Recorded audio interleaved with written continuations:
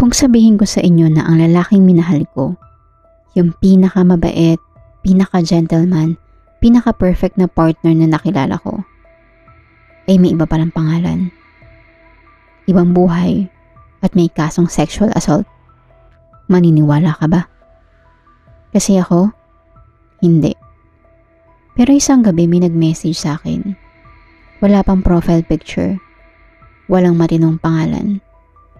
Ang sabi lang niya, "Ate, yung kasama mong lalaki sa bahay, kilala mo ba? Ibang tao yan. Nagpapanggap at nagtatago sa ibang katayuan. Wanted yan dito sa amin." NBSB ako. As in, never pa talaga nagka-boyfriend. Kaya nung dumating siya sa buhay ko, feeling ko destiny. Ako ay 26 years old na. Siya naman 42 years old. But swear, hindi halata. Baby face, mestizo, medyo maliit. Yung tipo ng itsura na hindi mo iisipin na may masamang ginawa kahit minsan. Para siyang walking safe space. At noon, yun ang pinakamalaking pagkakamali ko. Ang maniwala sa taong yun. Sabi niya, galing siya Mindanao. Naghanap daw ng bagong buhay dito sa Luzon, sa probinsya namin. Ako naman tong walang muwang, naniwala. Love makes you stupid talaga minsan, no? Kasi hindi ko talaga tinanong kung bakit siya mag-isa sa buhay niya. Wala siyang pinapakitang family photos, walang relatives na nakakausap, walang kahit simpleng kwento tungkol sa childhood niya. Ang alam ko lang, pangalan niya, age niya, birthday niya. Tapos sabi niya, ipapakilala na lang niya ako sa family niya pag kinasal na kami. Kasi daw malayo sila. Hassle pa mag-travel. At ako tong slow. Parang, oo nga no. Ganun ako ka-in love. Pero may isang bagay na lagi ko napapansin. Kahit kailan ayaw niya magpakita ng malinaw sa picture. Lagi siya nakakap, nakamask, o kaya nag-aangat ng kamay para takpan ang mukha niya. Bihira lang ako makatsyempo ng malinaw at maayos na picture niya. Sabi ko dati, cute, parang mysterious boy. Pero looking back, red flag pala yun. Pero syempre pag in love ka, lahat ng red flag nagiging fairy lights. At ito pa, pag may police car na dumadaan, nagiging tahimik siya at yumuyuko. Akala ko dati wala lang. Pero ngayon, nare-realize ko na nagtatago pala talaga siya sa mga pulis. Everything with him was perfect. Gentleman, good provider, sobrang bait sa kapitbahay. Yung tipo ng tao pag may matandang naglalakad sa daan, siya yung unang tatakbo para alalayan. He cooked for me, he picked me up from work, he treated me like someone he genuinely wanted to protect. Pero minsan sa sobrang bait niya, napapatanong ako kung may tinatago ba siyang ibang parte ng pagkatao niya. Yung tipong kabaitan na parang sobra na. Kabaitan na parang pambawi. Hanggang isang gabi, habang tulog siya, may nag-chat sa akin sa messenger. Walang picture, walang pangalan. Yung message pa niya, "Ate, yung kasama mong lalaki sa bahay, kilala mo ba? Bang tao yan. Nagpapanggap at nagtatago sa ibang katayuan. Wanted yan dito sa amin." Natawa pa ako. Like, seriously? Sino naman to?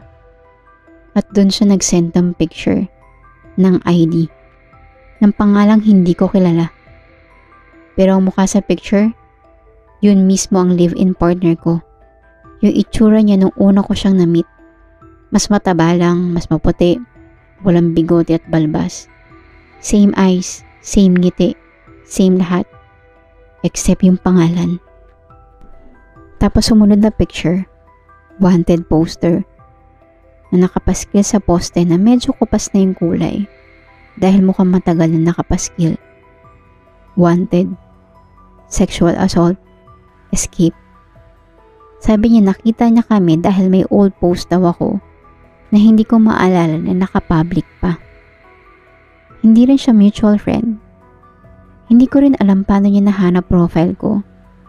Pero ang pinakakinalabutan ako, sabi niya matagal na raw pinaghahanap ang boyfriend ko. More than a year na. At almost 1 year ko na din kasama sa bahay ang live-in partner ko. Nakatakas daw bago mahatulan. At sabi niya, suko mo ate. May reward kong matatanggap. Nilingon ko yung boyfriend ko habang natutulog siya. Tahimik, mahinang humihilik.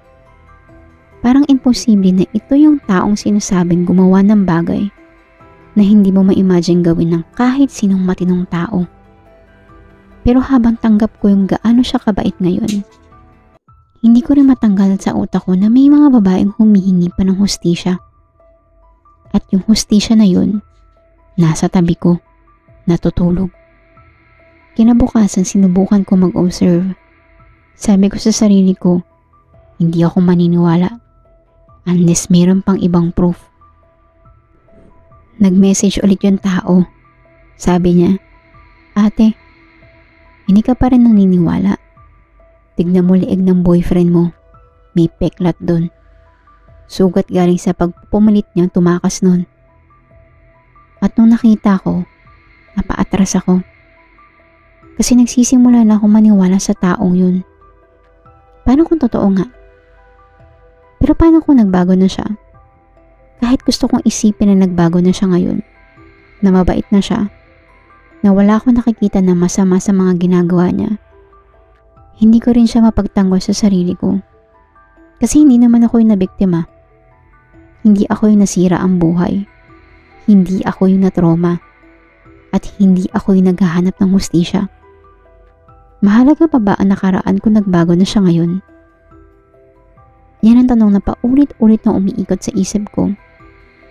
Nagbago nga ba siya dahil gusto niya? O dahil wala siyang choice kundi magtago? Alam ko nagbago siya. Hindi niya man ako sinaktan. Hindi siya naging masama sa akin. Hindi siya umabuso. He lives like a better man now. Parang tumakas na siya hindi para magtago lang, kundi para maging ibang tao. Pero the question is, does change erase the past? Deserve ba niya makalaya dahil ay naging mabait siya ngayon? Hanggang ngayon hindi ko pa rin siya isinusuko. Pero gabi-gabi, lumalapit na yung guilt. Parang may boses sa utak ko na kung hindi siya nagbago, posibleng ako ang susunod na biktima. At mas masakit, kung nagbago man siya, ako ang pumipigil sa hustisya. Hindi ko alam kung girlfriend ba talaga ako o kasabwat kahit wala naman akong alam tungkol sa kasalanan niya. Hindi ko alam kung minahal ba niya ako o ginagamit lang niya ako. Hindi ko alam kung anong mas masama. Ang mahalin ng isang kriminal o ang alam kong hinahanap siya ng batas pero pinili ko manahimik. At ito na ang tanong ko sa inyo ngayon. Kung kayo ang nasa posisyon ko, isusuko niyo ba siya? O pipiliin yung paniwalaan na may pangalawang pagkakataon ng lahat? Kahit may mga tao na sira ang buhay dahil sa kanya.